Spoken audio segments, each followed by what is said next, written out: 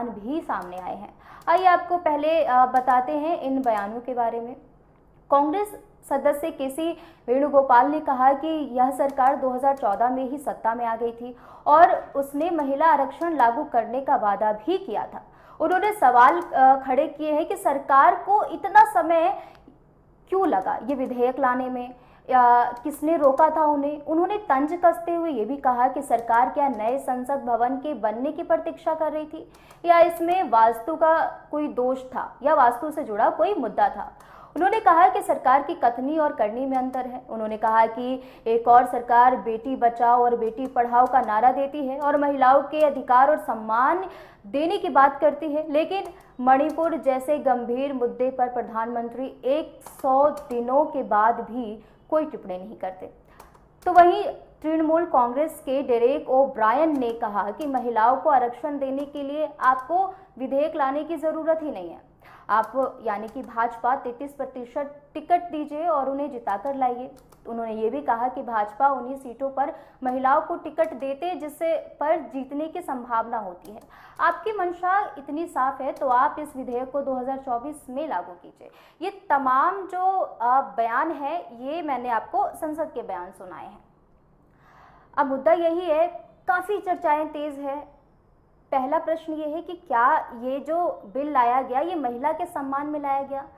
दूसरी बात कि क्या ये आगामी चुनाव को देखते हुए ये बिल लाया गया है। तो इस पे चर्चा करने के लिए हमारे साथ हमारे मेहमान जुड़े हुए हैं। सबसे पहले मैं स्वागत करना चाहूँगी, डॉक्टर शिल्पा दीक्षित हैं कांग्रेस से, कांग्रेस नेता। मैम आपका बहुत बहुत स्वागत है टीवी 100 में। और इनके साथ हमारे पास एक और मेहमान है नयन, आपका बहुत बहुत स्वागत है। नयन सामाजिक कार्यकर्ता हैं, टीवी 100 में स्वागत है आपका। देखिए मैंने आपको ये जो दो बयान हैं वो मैंने अभी आपको सुनाए, ये दोनों बयान संसद में दिए गए हैं। पहले बयान के अकॉर्डिंग क्या संसद बनने की प्रतीक्षा की जा रही थी या वास्तु का दोष था? ये एक बड़ा ही पेचीदा और काफी हास्यमुख बयान है। तो शिल्पा जी, मैं आपसे जानना चाहती हूँ, आप इस विषय में क्या कहना चाहेंगे?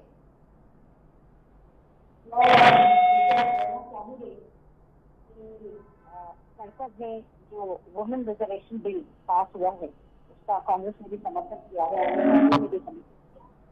लेकिन यहाँ दिक्कत की बात यह है कि इस मुद्दे पर, वुमेन रिजर्वेशन के मुद्दे पर जो मांग हो रही है हमारी तरफ से वो यही है कि आखिर महिलाओं को आप 33% आरक्षण दे रहे हैं, उसमें आप इतनी देरी क्यों कर रहे हैं? क्योंकि अंदर की बात यह है कि अभी ना तो आपने सेंसस करवाया, 2021 में सेंसस होना था, सेंसस नहीं हुआ है, और 2026 में डिलिमिटेशन होना है जिसको आप परिसीमन कहते हैं हिंदी में।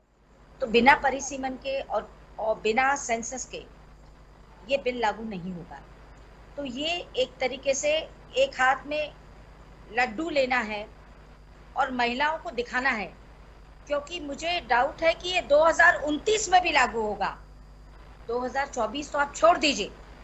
तो आपने लड्डू लेकर महिलाओं को दिखाया, और एक वही जो आपने, जैसे मैंने पहले कहीं कहा था कि मोदी जी के चिर परिचित अंदाज है कि वो बम फोड़ने में ज्यादा विश्वास रखते हैं। मतलब एकदम से आकर नई संसद में कुछ न कुछ ऐसा कर देंगे कि लगे कि साहब वाह, गवर्नेंस तो बस यही कर रहे हैं और तो कोई करता ही नहीं है। तो लड्डू दिखाकर महिलाओं को बोलना कि देखो ये लड्डू है हमारे हाथ में, लेकिन ये खाने को नहीं मिलेगा आपको। तो पहली बात तो अगर आप ये बिल लेकर आए हैं तो आप उसको 2024 में ही लागू कीजिए, ठीक है। और दूसरी बात, आप ये बताइए कि आप ये सेंसस डिलिमिटेशन ये कब तक होगा? डिलिमिटेशन तो 2026 है। और तीसरी बात ये कि ओबीसी महिलाएं जिनका एक बहुत बड़ा हिस्सा है और जो कहीं ना कहीं अभी भी बहुत पिछड़ी हुई हैं इस समाज में, उनको आप, क्योंकि आप मेजॉरिटी में हैं, संसद में आपकी मेजॉरिटी है, आप एक अमेंडमेंट ला सकते हैं, एक कॉन्स्टिट्यूशन अमेंडमेंट लाकर ओबीसी को भी इसमें शामिल करके उनको भी विशेष प्रावधान दिया जाए। ये कांग्रेस पार्टी की मांग है।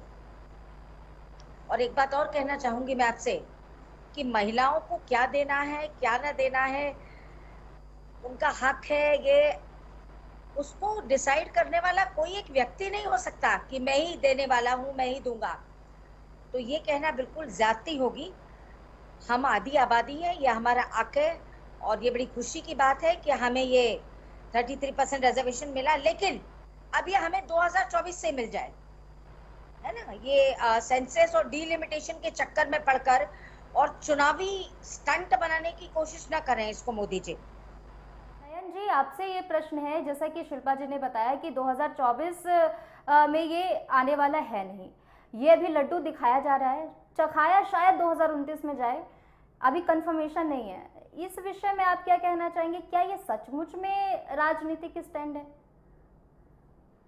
देखिए, अगर ये राजनीतिक स्टैंड है तो मुझे ये समझना होगा कि जो कांग्रेस की प्रवक्ता जी ने कहा, देखिए सबसे पहली बात तो ये है कि कांग्रेस के जितने सांसद हैं ना, उतने तो भारतीय जनता पार्टी के ओबीसी सांसद हैं।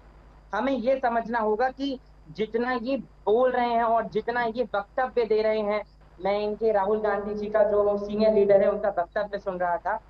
देखिए, महिला आरक्षण पर बात करने की अगर आप बात करना चाहते हैं, 55 साल कांग्रेस की सरकार थी, तब महिला आरक्षण पर, और तब इनके पास इतनी मेजॉरिटी थी, एक समय तो इनके पास 404 सीटें थी, तब महिला आरक्षण की बात कहां चली जाती है। और जब आदरणीय प्रधान सेवक श्री नरेंद्र मोदी जी महिला आरक्षण की बात करते हैं और उसे संसद में लेकर आते हैं, सिर्फ बात नहीं करते, लेकर आते हैं, तो कांग्रेस ओबीसी एससी एसटी को ले आती है। देखिए, ओबीसी एससी एसटी समुदाय हमारे देश का बहुत मजबूत और हमारे देश के दिल के करीब समुदाय है।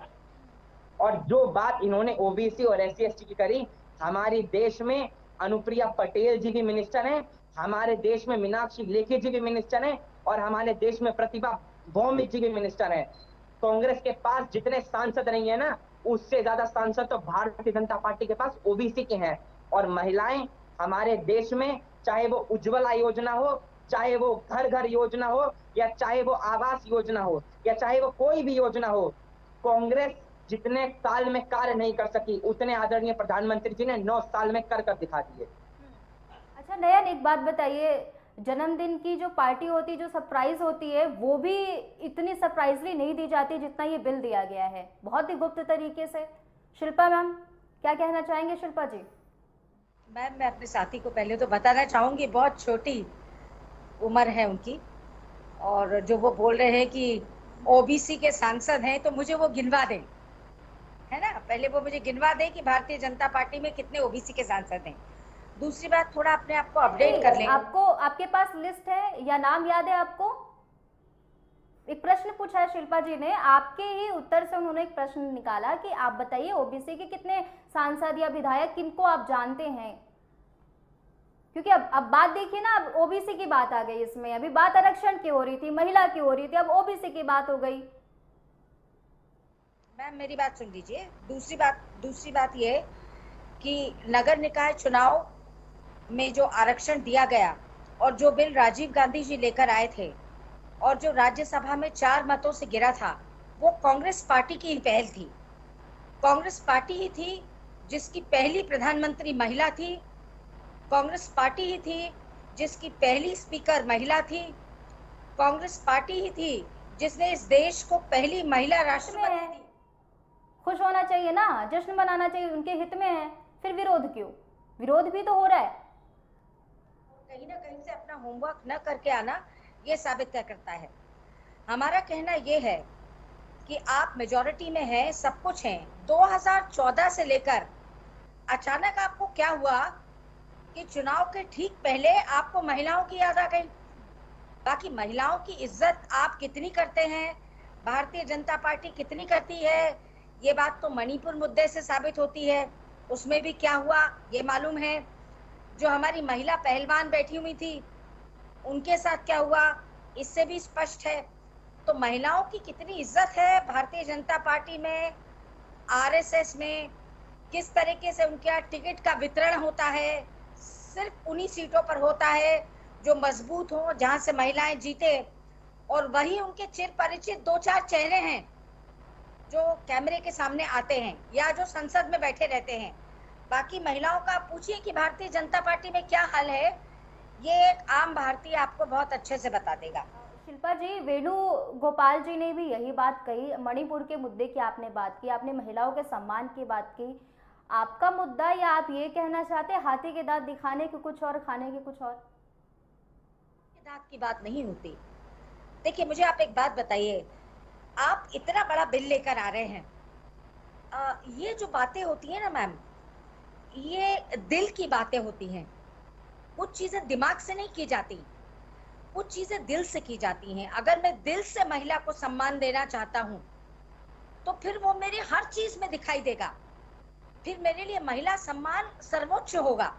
फिर चाहे वो मणिपुर हो जहां मेरी सरकार है, फिर चाहे वो नू हो, फिर चाहे वो महिला रेसलर्स वहां पर बैठी हो जो मेरे देश को नाम कमा कर देती हैं, और चाहे इतना बड़ा बिल मैं इस देश की नई संसद में लेकर आ रहा हूं। मैंने नाम मात्र के लिए, रबर स्टैंप के लिए श्रीमती द्रौपदी मुर्मू को इस देश का राष्ट्रपति बनाया, लेकिन महिलाओं की इज्जत करते हुए मैंने कभी ये नहीं समझा कि मैं ऐसे ऐतिहासिक मौके पर श्रीमती द्रौपदी मुर्मू को नई पार्लियामेंट में बैठाऊं इज्जत के रूप में, ये दिखाने की तरीके से कि एक ट्राइबल महिला को मैं कितनी इज्जत देता हूं।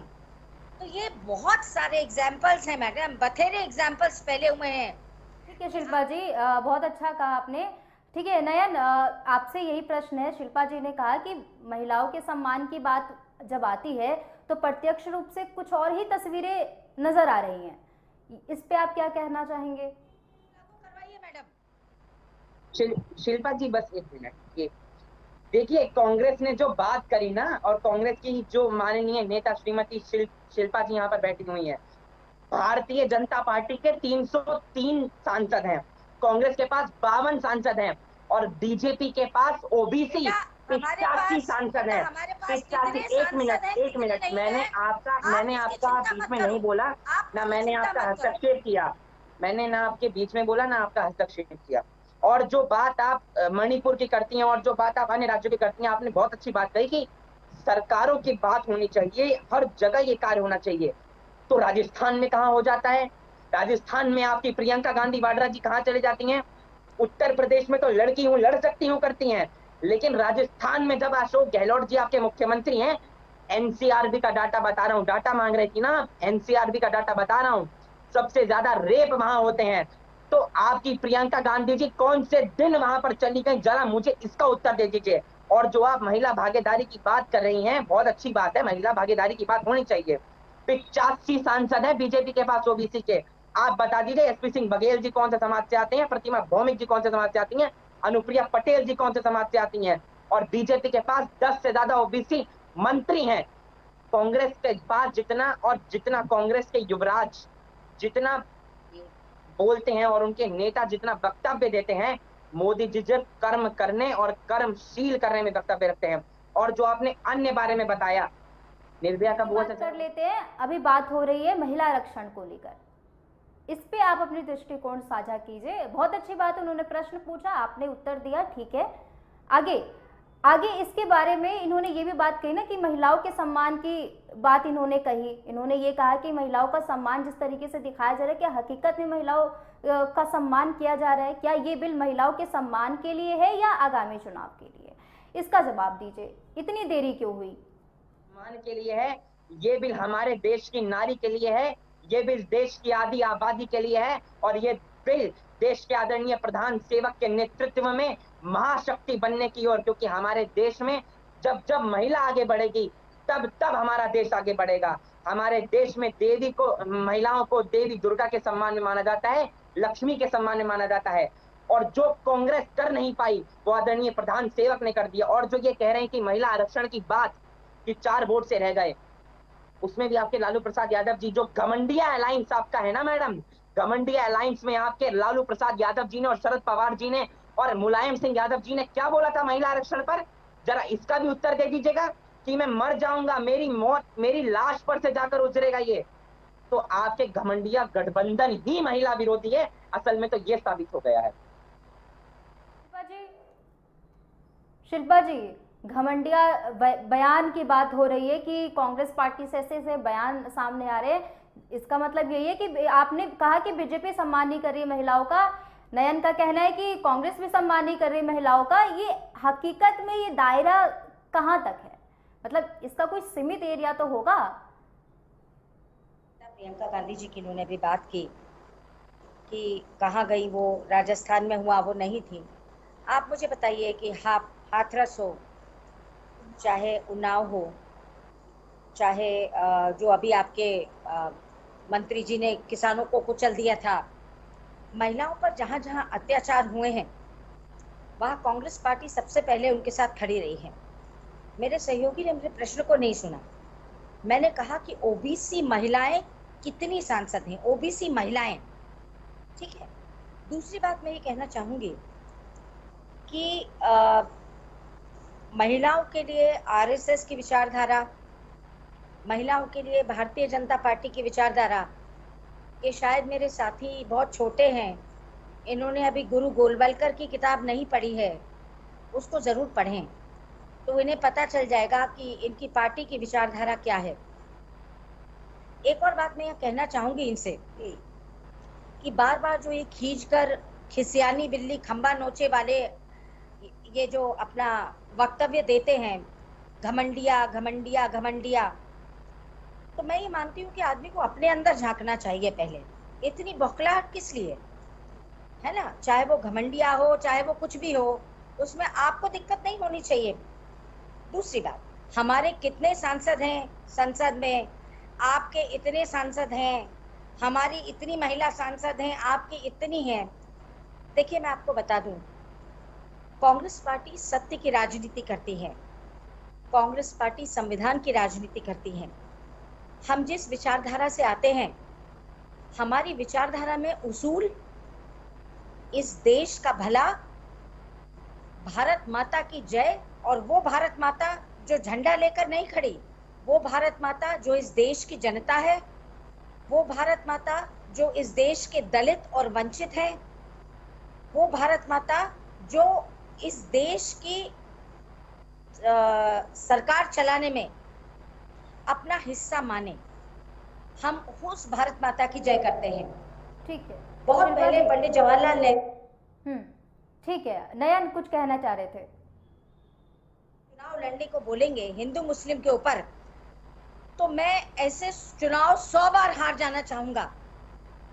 तो हमारे यहाँ जो राजनीति होती है वो सत्य की होती है, संविधान की होती है, जनता की भलाई की होती है। हम कभी भी किसी भी येन केन प्रकारेण जोड़ तोड़ की राजनीति में विश्वास नहीं रखते, और भारत की जनता इस बात की गवाह है कि भारतीय जनता पार्टी ने समय समय पर किस तरीके से जोड़ तोड़ किया। शिल्पा जी एक बात बताइए, आपने कहा कि ठीक है अगर 2024 में लागू होना चाहिए, अगर 2024 में ये बिल लागू हो जाता है तो क्या कांग्रेस इसका समर्थन करेगी? हम तो समर्थन कर ही रहे हैं मैडम, हम तो कह रहे हैं मोदी जी ये ले आए, बहुत बढ़िया, अब इसको 2024 में लागू कर दीजिए, अभी ही लागू कीजिए। आप मत वेट कीजिए सेंसस का, आप मत वेट कीजिए डिलिमिटेशन का। महिलाओं को सशक्त करना है ना, महिलाओं को प्रणाम करना है, वंदन करना है, महिलाओं की इज्जत है, तो बस अब 2024 में इसको लागू करवा दीजिए आप, है ना, तुरंत लागू करवाइए। नयन, शिल्पा जी कह रही है कांग्रेस का पूरा समर्थन मिलेगा 2024 में अगर बीजेपी इस बिल को पूर्णतः लागू कर देती है। आप बताएं कि इतनी देरी क्यों? चुनाव की तैयारी है इसलिए? देखिए चुनाव की तैयारी तो बाद में, लेकिन जो आपने माननीय शिल्पा जी ने बोला, मैं इनसे पूछना चाहता हूं कि मुलायम सिंह यादव जी, और जो घमंडिया की आप बात करती है ना, देखिए घमंडिया भी पूर्णतः महिला विरोधी है। आप इनके नेताओं के बयानों को देखिए। अच्छा चलिए, कांग्रेस समर्थन करती है, मुलायम सिंह यादव जी क्या कहते हैं? वो कहते थे कि हम लड़कों से गलती हो जाती है। जी नयन, मैं आपको रोकना चाहूंगी, हमारे साथ एक और हमारे मेहमान जुड़ चुके हैं, गोविंद पारस जी बीजेपी से। आपका बहुत बहुत स्वागत है टीवी 100 में। हाँ नयन, आप कंटिन्यू कर सकते हैं, कहिए। जी मैं कह रहा हूं कि लड़कों से कौन सी गलती हो जाती है, मुलायम सिंह जी क्या कहना चाहते हैं।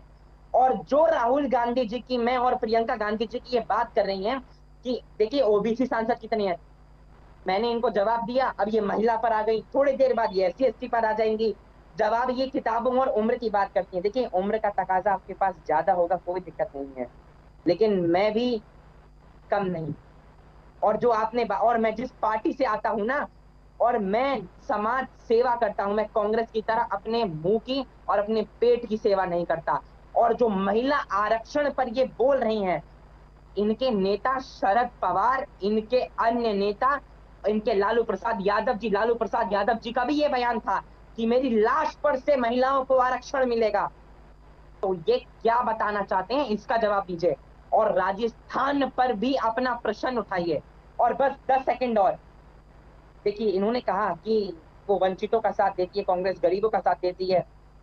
कांग्रेस तो सनातन का भी साथ नहीं देती है। इनके उदयनिधि स्टालिन का बयान तो याद है ना, 10 दिन पहले क्या बोला था कि हिंदू धर्म को इराडिकेट कर देंगे। इनके महिला मल्लिकार्जुन खड़गे जी, राष्ट्रीय अध्यक्ष जी, उनके बेटे क्या कहते हैं कि मलेरिया है हिंदुत्व। इनको मलेरिया लगता है हमारा धर्म। आइए आप 2024 में, देश की महिलाएं ही, महिलाओं की बात करती है ना, देश की महिलाएं ही दुर्गा, लक्ष्मी और सरस्वती बनकर आपको बताएंगी कि सनातन की ताकत क्या है। रोकना चाहूंगी, यहाँ पे महिला आरक्षण की बात हो रही है और मैं आप सबसे विनती करना चाहूंगी कि जिस मुद्दे पर बात हो रही है आप उसी मुद्दे पर बात करें।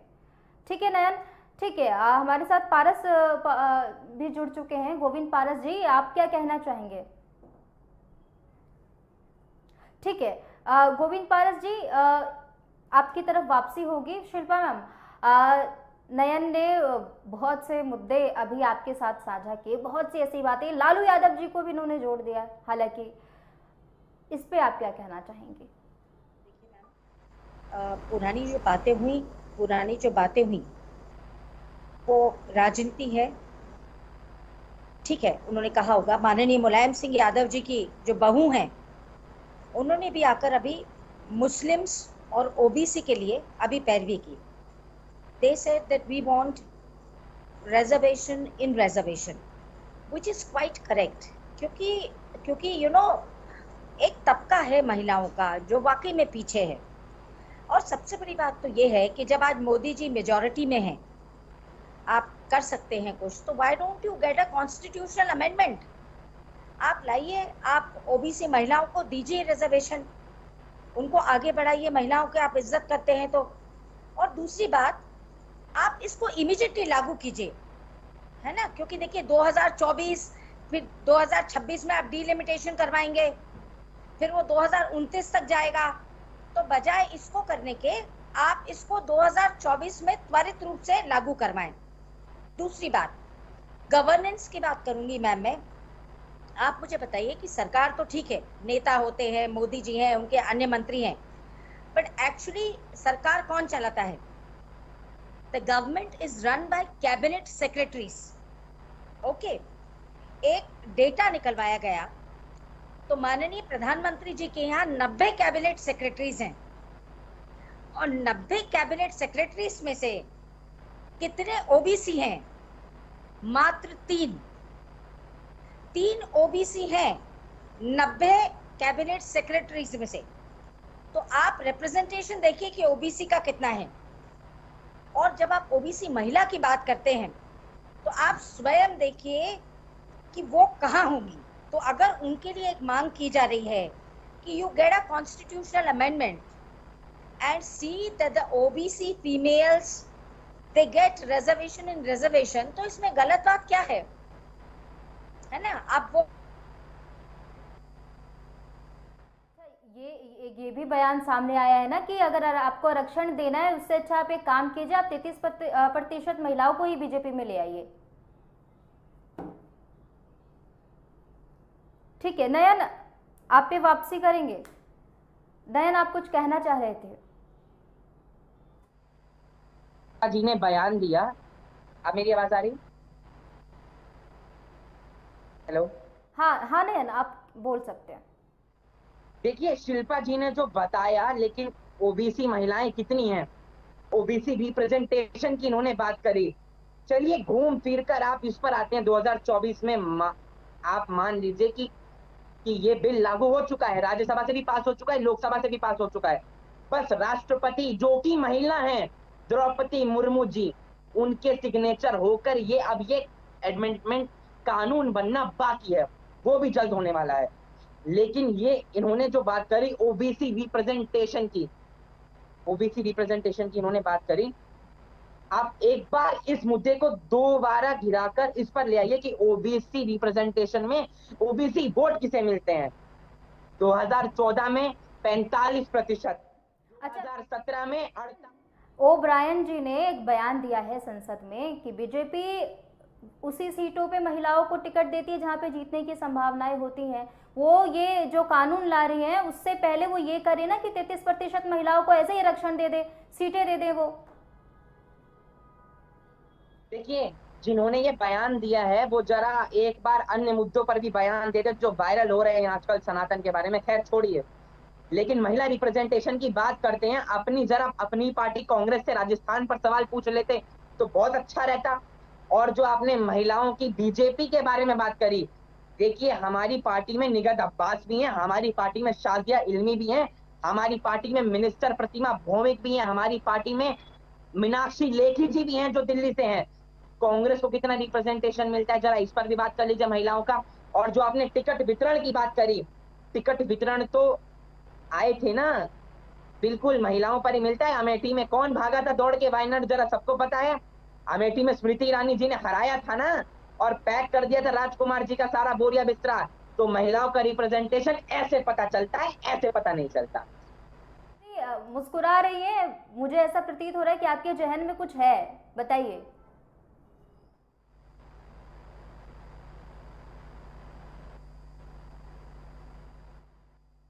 व्हाट्सएप यूनिवर्सिटी का ज्ञान जो है वो हमारे युवा पर किस तरीके से हावी होता है। आप बात कर रही हैं कलकत्ता की और मैं बात कर रही हूँ चीन की।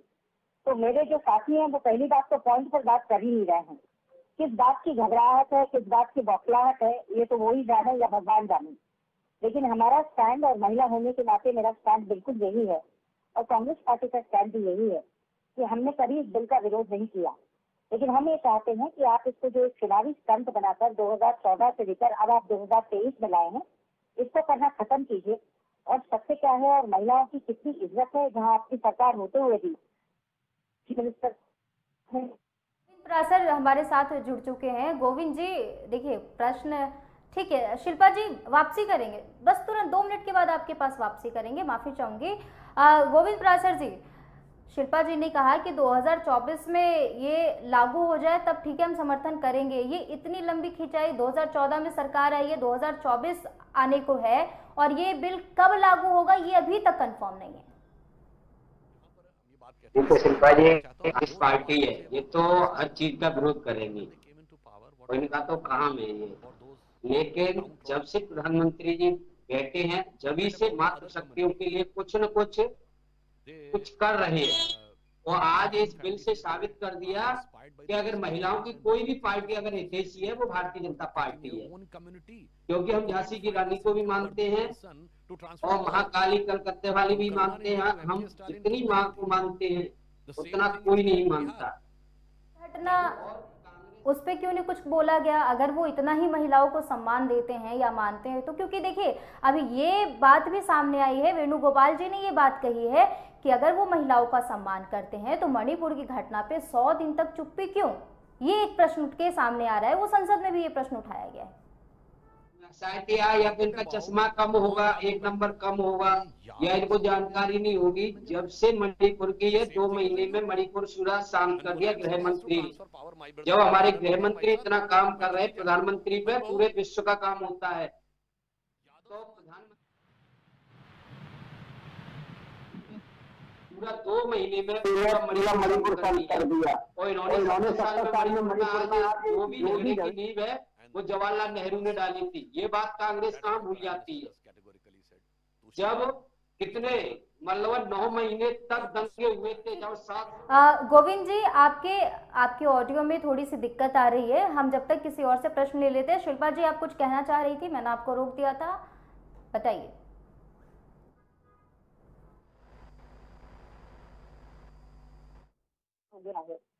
तो मेरा ये निवेदन रहेगा कि आप इसको 2024 में ही लागू करें। हेलो,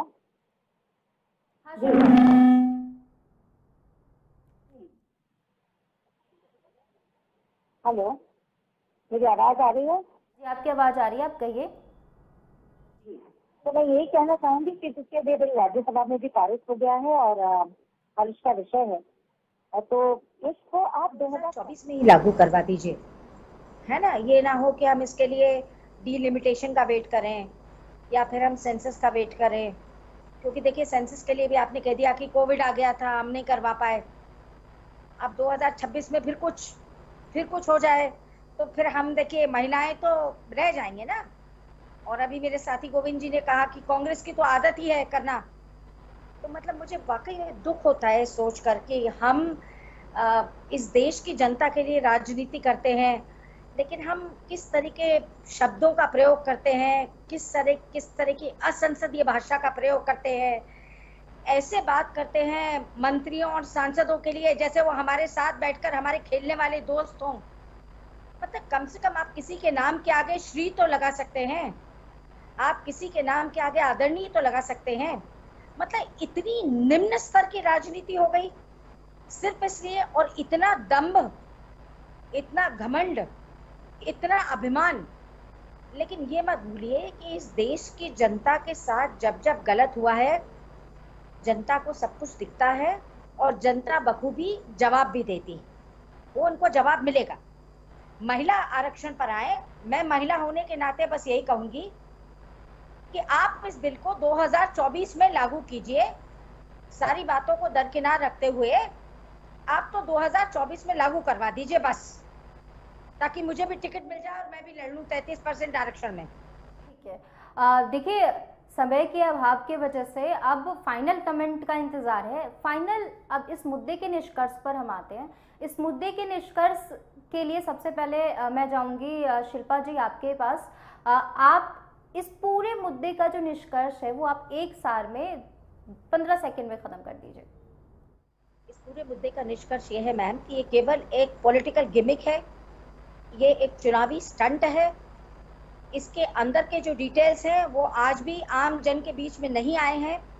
आज भी आम जनता को या आम महिला को ये नहीं मालूम कि सेंसस होना जरूरी है, डीलिमिटेशन होगा और ये बिल तुरंत लागू नहीं होगा।